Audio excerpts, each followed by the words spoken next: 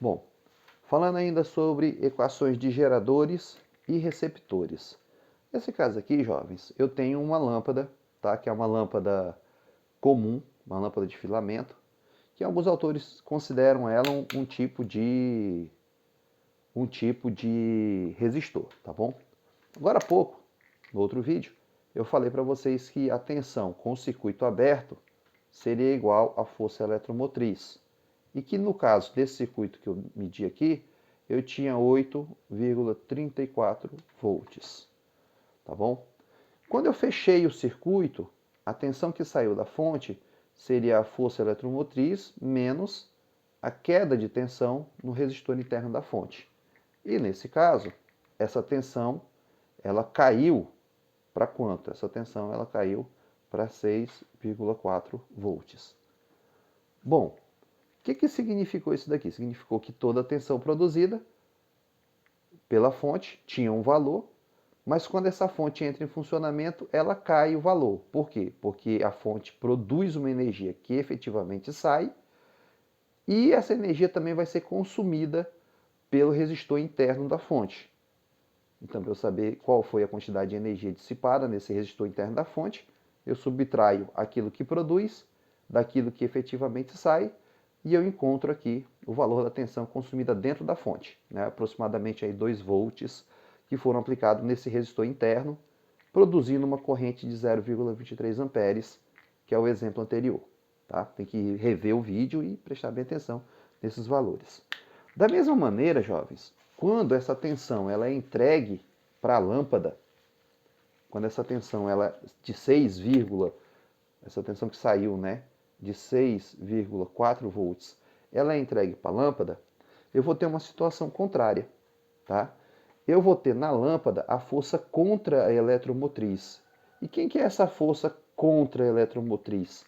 Ela vai ser a quantidade de energia, ou seja, a tensão, né, que vai estar transformando energia elétrica em luz, ou seja, aquilo que não é calor, tá bom? Então, esse 6,4 volts aqui, que é entregue para a lâmpada, uma parte dela vai virar efetivamente luz.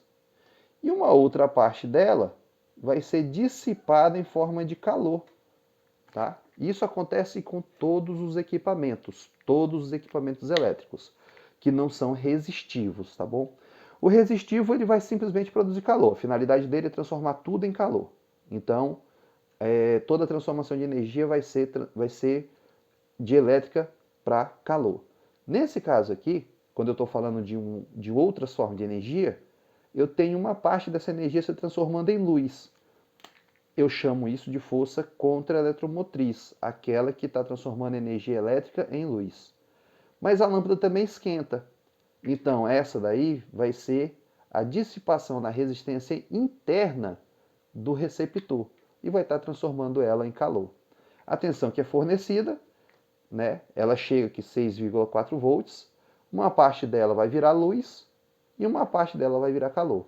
Então, dos 6,4 que chegou aqui, eu teria que somar aquilo que efetivamente é luz mais aquilo que é calor para eu saber como eu distribuir essa tensão elétrica nesse receptor, tá bom? Isso acontece com todos os aparelhos, acontece com o seu carregador de celular, vocês já perceberam que o carregador de celular esquenta. Então a energia elétrica que está saindo do carregador de celular, nem toda ela se transforma em energia útil, ou seja, carrega a sua bateria. Uma boa parte dissipa em forma de calor. Eu vou ter aquilo que realmente está realizando o trabalho que foi proposto a fazer, mais aquilo que eu desperdicei em forma de calor. Entenderam, jovens? Então, quando eu tenho o receptor, eu tenho uma parte produzindo a energia que eu desejo e uma parte produzindo calor. A televisão, ela produz som e imagem e também produz calor. A energia elétrica que eu forneço para ela, uma parte transforma em luz e imagem e uma parte é transformada em calor. Esse calor depende dessa resistência aqui, que é uma resistência interna do receptor.